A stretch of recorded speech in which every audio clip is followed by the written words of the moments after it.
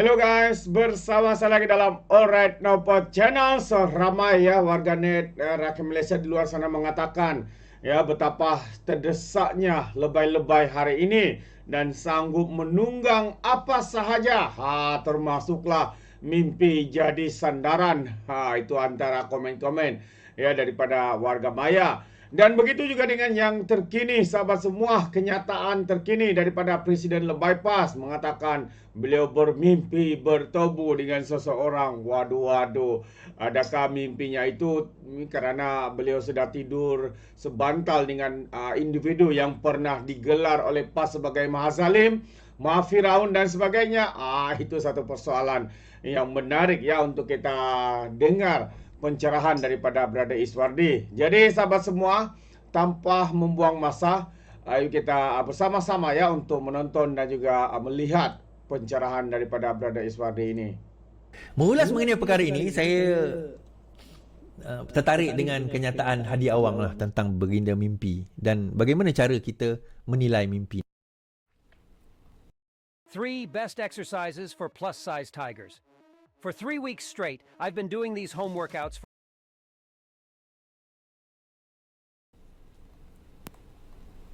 Ismail Syukurah. Saya mimpi Rasulullah datang melawat kapung Gusilo. Dia mari diiringi oleh beberapa orang sahabat dia.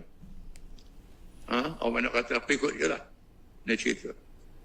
Dalam keadaan ada kesan parut perang Uhud di wajah dia. Dia mari dia terus beri salam. Dia sebut nama saya. Assalamualaikum Abdullah. Waalaikumsalam. Saya berpenuh dia. Memang bau punya atur lah. Belum. Macam biasa. Wangi. Kemudian dia kata dalam bahasa Arab. Ukhatibu as-sunnah summa ukhatibu syiah. Saya nak bercakap dengan orang Sunni, nak bercakap dengan orang Syiah. Dia kata saya. Kemudian dia berundur. Dia pergi lalu depan Masjid Usila. Tiba-tiba ada bakar anjing. Bakar anjing yang buruk duduk depan masjid. Saya pun nak marah ke budak-budak muda Usila ni. Mengapa tak buang bakar anjing ni, malu lah. Saya buat macam ni. Nabi mari ada bakar anjing depan masjid. Tak buang. Lepas tu dia menghilang. Okay. Dia menghilang, Nabi pun menghilang. Tuan-tuan, yang pertama sekali, saya nak cerita konteks mimpi itu tadi kan.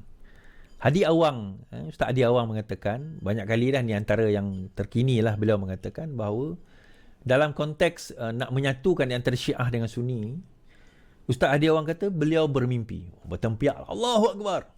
Nabi datang pada beliau bersama sahabat. Kan setelah mula-mula dia macam ni, cerita dia macam ni. Dia nak pergi ke masa tu ada perhimpunan Syiah lah, perhimpunan Syiah. So ada ulama ataupun ustaz-ustaz daripada Saudi dan sebagainya call dia kata jangan pergi. Kemudian ada ahli sunnah daripada Iran kata pergi. Kemudian dia istiharah, dalam istiharah lepas tu beliau mimpi jumpa Nabi. Okey, dia kata mimpi. Dan cerita tadilah jumpa Nabi sebagainya untuk mempertemukan. Okey. Number one, dia macam ni tuan-tuan. Number one, mimpi tidak boleh dijadikan dalil. Okey, mimpi tidak boleh dijadikan dalil. Dia hanya boleh jadi cerita. Kita mimpi ni hanya boleh jadi cerita. Wa imma yang mimpi tu seorang ulama yang besar ke, seorang orang biasa lagi lah, mimpi tidak boleh dijadikan dalil. Kita boleh dengar, kita boleh jadi cerita.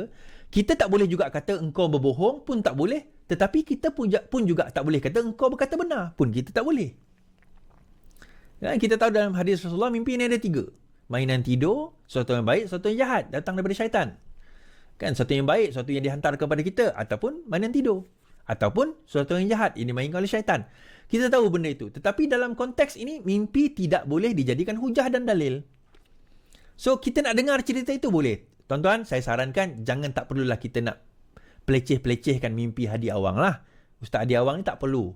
Tetapi dalam masa yang sama, jangan gunakan mimpi itu sebagai dalil. Oh, lepas ini, maka hendaklah kita menyatukan Syiah dan Sunni dan sewaktu dengannya.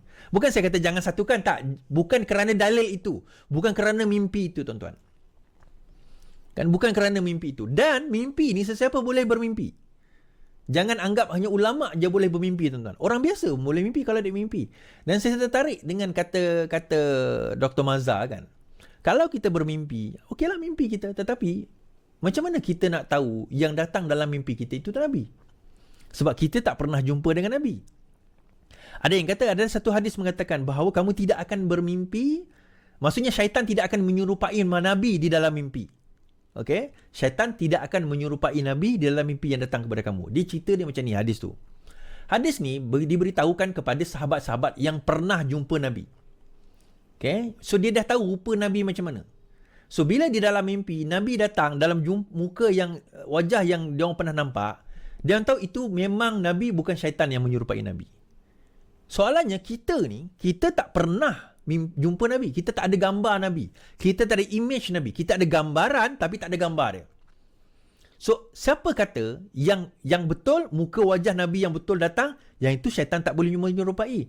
Tetapi siapa kata yang datang dalam mimpi kita, muka macam Arab-Arab sikit, bentuk macam, yelah, adalah feature-feature Nabi, dia serupa kan. Kemudian dia kata dia Nabi. Dalam hadis tak pernah kata, syaitan tak boleh kata dia Nabi. Iblis tak boleh kata dia Nabi.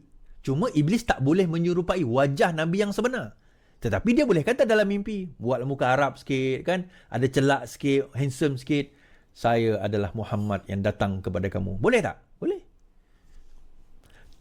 Tuan-tuan, jangan salah sangka, jangan salah apa orang kata, sangka pula seolah-olah saya kata yang datang dalam mimpi hadi tu syaitan iblis. Bukan.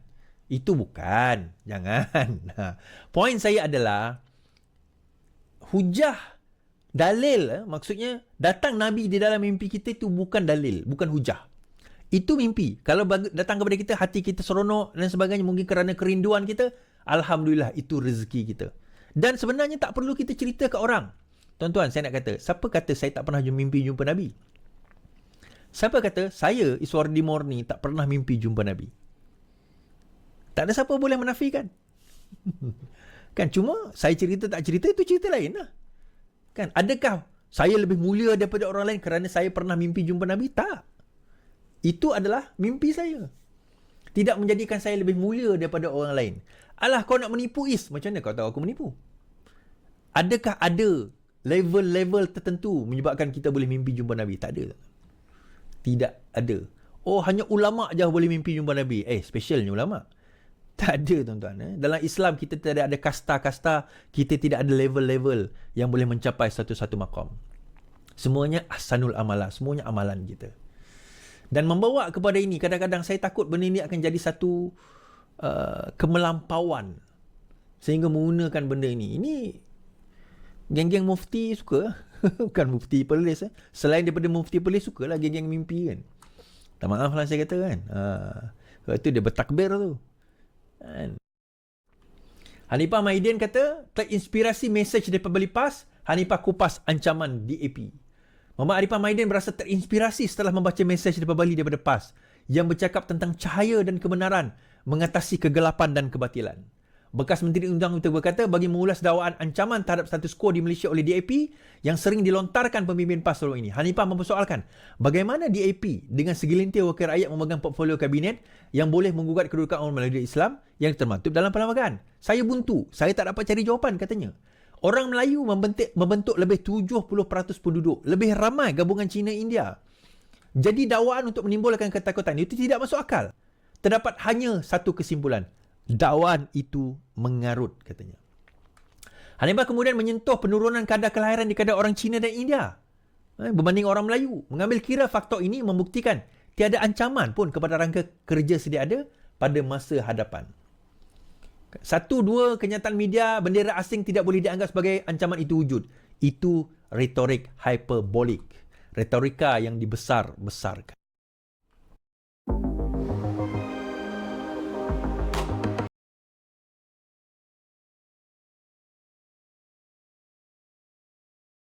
Geng-geng ni, tuan-tuan. Kan mana datang ancaman yang dikatakan ancaman tu? Kan? Bila kita tanya soalan itu, dia orang tak boleh jawab. Dan mereka menjawab dengan jawapan-jawapan mimpi dia. Mungkin macam ni, mungkin macam ni, mungkin. Tuan-tuan, kalau nak cerita mungkin, ada kemungkinan Iswardi ni jadi Perdana Menteri Malaysia. Kan? Kan mungkin Iswardi nanti akan jadi Perdana Menteri Malaysia. Amin, kita kata. Tapi adakah kebarangkalian besar itu akan berlaku? Sukarlah. Nak kata mustahil, tidak. Itu kerja Tuhan, rezeki Tuhan kan. Tapi kebarangkalian kita tengok berdasarkan kepada perkembangan politik dia, kekuatan dia sebagainya, nampak sukar. Tapi mimpi tu ada. Ada tak kemungkinan satu hari nanti kita kata apa orang kata Hadi Awang tu jadi Perdana Menteri? Ada kemungkinan. Tapi kebarangkalian tu agak sukar lah. Bukan mustahil, sukar. Kerana apa? Faktor usianya, kesihatannya, pemikirannya. Benda-benda macam tu menyukarkan kebarangkalian itu berlaku. Tapi tidak mustahil. Jadi sama juga dengan cerita retorik. Oh, orang bukan Islam akan mengancam kita. Retorik permainan politik. Geng-geng pelampau agama dan juga bangsa ni, tuan-tuan. Dan geng-geng pelampau agama dan juga bangsa ni akhirnya berpecah. Bersatu Tenggara bubar. Ketua 15 AJK umum keluar parti. Bersatu Bahagian Tenggara didakwa terbubar serta-merta susulan keputusan ketua dan 30 ahlinya termasuk 15 AJK yang mengumumkan keluar daripada parti berkenaan. Ketua Bersatu Bahagian Tenggara Hassan Rashid berkata keputusan itu dibuat sebulat suara setelah mempertimbangkan beberapa faktor termasuk hilang keyakinan terhadap kepimpinan tertinggi yang dilihat gagal menguruskan parti selain tidak telus dalam melaksanakan tanggungjawab. Beliau mendakwa tindakan pimpinan tertinggi menghantar notis rasmi pembatalan bagi Kota Jaya Selatan, Banten Tenggara Selatan dan Sungai Telur sehari sebelum ia berlangsung adalah sesuatu yang tidak cermat. Selain itu, sayap Seri Kandi di Tenggara Selatan, Penggili Timur, Pelepah Valley yang layak bersidang juga tidak tersenarai dalam perwakilan pemilihan jawatan Seri Kandi bahagian Tenggara, malah jawatan itu telah digantung daripada bersidang. Ini kerana jawatan kuasa untuk untuk cawangan ini layak untuk mengundi sebenarnya. Kerana undian mereka itu berkemungkinan akan tidak menyebelahi mereka. Kan belah Johor ni, saya malah nak sebutlah kan tim siapa kan. Kan berkemungkinan mungkin tidak menyebelahi mereka dan daripada situ dengan kemungkinan itu maka ada fall play di dalam permainan. So bersatu ni tuan-tuan, macam saya kata sekarang ini dia retak menunggu belah lah. Daripada dulu lagi saya kata retak menunggu belah kan. Tapi tak belah-belah lagi ni. Tak apa. Dana dia pun dah mula kena freeze. Pemimpin-pemimpin mereka pun dah mula kena dakwa. Dah mula didakwa, dah mula ditangkap, dah mula di freeze. Safe house dah mula digeledah. Kartel-kartel mereka. Saya kata ni kartel-kartel mereka dah mula didedahkan. Nafas hari tu dah di-freeze kan. Dah mula didedahkan. Tuan-tuan, kita akan ingat kerajaan ini serius dalam membenteras rasuah dan juga memastikan tata kelola berada dalam keadaan yang terbaik. Jadi dari itu, kita terus support kerajaan insya-Allah dan kita pastikan negara ini menjadi negara yang lebih baik. Sekian daripada saya. Terima kasih. Terbaik sahabat semua, itu dia satu pencerahan mantap daripada Brother Iswardi. Khususnya yang pertama tadi, mimpi daripada Presiden Lebay PAS. Buat pengumuman rasmi lah gitu ya. Aduh ini kalilah. Apapun ya, anda boleh berikan komen pandangan anda sahabat semua di dalam ruangan komen. Tapi ingat, komen dengan cara berhemah. Terima kasih. Izinkan saya untuk mengundurkan diri. Dan seperti biasa, peribahasa mengatakan, tapak pun kangkap, 2 tahun keinginan. Dalam bahasa Melayunya, tepuk dada, tanya selera. Sekian je daripada Alright Nampak Channel. Kita berjumpa lagi. Bye-bye.